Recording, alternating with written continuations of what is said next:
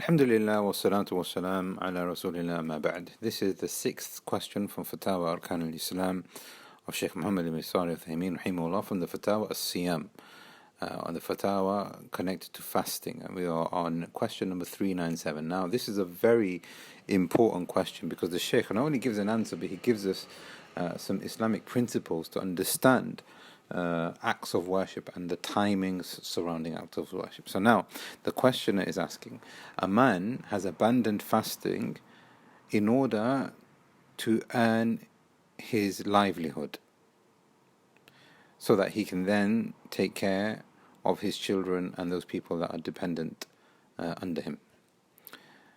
Now before we go into this, we have to understand that some of the scholars have said that if a person finds it hard to work and fast at the same time, and he is going to then be affected in his livelihood, then it's permissible for him not to fast and make it up on another day when it becomes easy for him to do so, such as a person who is working on the farm and he has to work on the farm in the midday heat, such as a baker, such as a labourer.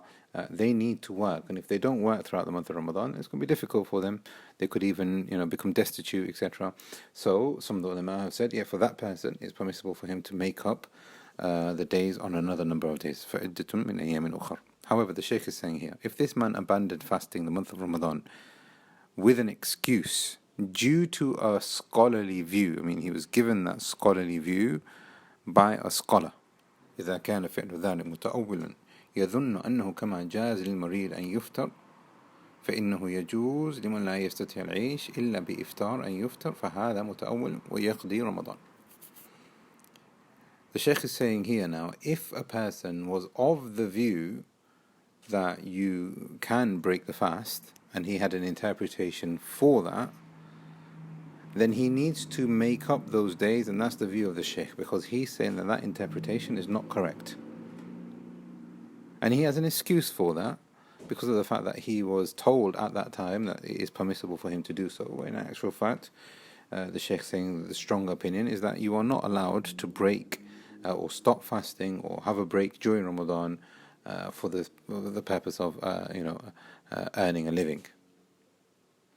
But now this is another very important point. So that's the first point. The first point that we learn as a principle here is that if a person did something in the past, but then he finds that the correct opinion is something else, then he is still bound to follow what is the correct opinion.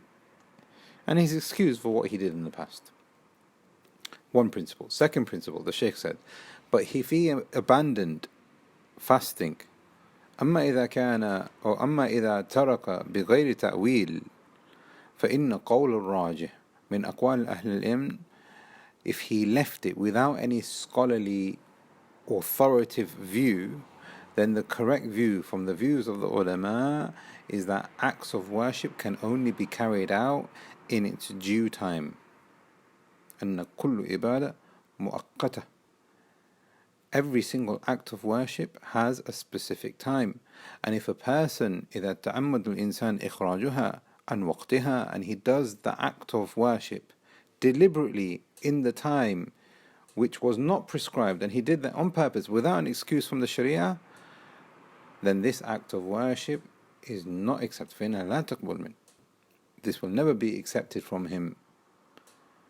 So what he needs to do now is to make tawbah and istighfar and increase in doing a nawafil, as the Shaykh is saying here, wal-amal as-salih. And the evidence for this is the statement of the Prophet sallallahu alaihi wasallam, "Man amila amalan laysa alayhi amruna fahuwa rad." If a person does an act of worship or any act of Islamic legislation, and he does it in a manner that was not performed in the way that the Prophet sallallahu alaihi wasallam did it, then it will not be accepted. Just like the Shaykh has given another example of this principle, just like if a person on purpose prayed his salah outside of the time of praying the salah, then that will not be valid from him. However, there are some excuses, such as ignorance, such as forgetfulness, because the Prophet ﷺ said, "Man nama an salatin aw nasiya." If a person oversleeps and he misses the prayer, or he forgets to pray the prayer, فَلْيُسَلِّيهَا إِذَا ذَكَرَهَا, then he should pray it when he remembers. لا كفارة لها إلا ذلك. And there is no expiation. He doesn't have to atone himself. There is no istighfar, there is no tawbah, because he has an excuse. So the Shaykh said that this is a detailed explanation for a very general question. If the person broke his fast and he didn't fast in Ramadan because he thought it was allowed for him to do so because of work reasons, then the correct view from that is that he is excused, but he needs to make tawbah and istighfar and needs to make up those days, because that's not the correct view. However, if he left the siyam on purpose, and this is the case with a lot of our shabab, may Allah guide us and protect us all. They leave the house, who knows if they're fasting? They leave, they go to work, they go to college, they go to school, they come home, they pretended like they fasted all day. All they've got is another 3-4 hours, and they stay at home, not eating or anything, drinking or anything, but they've not really fasted. They were eating and drinking outside of the house. May Allah protect us.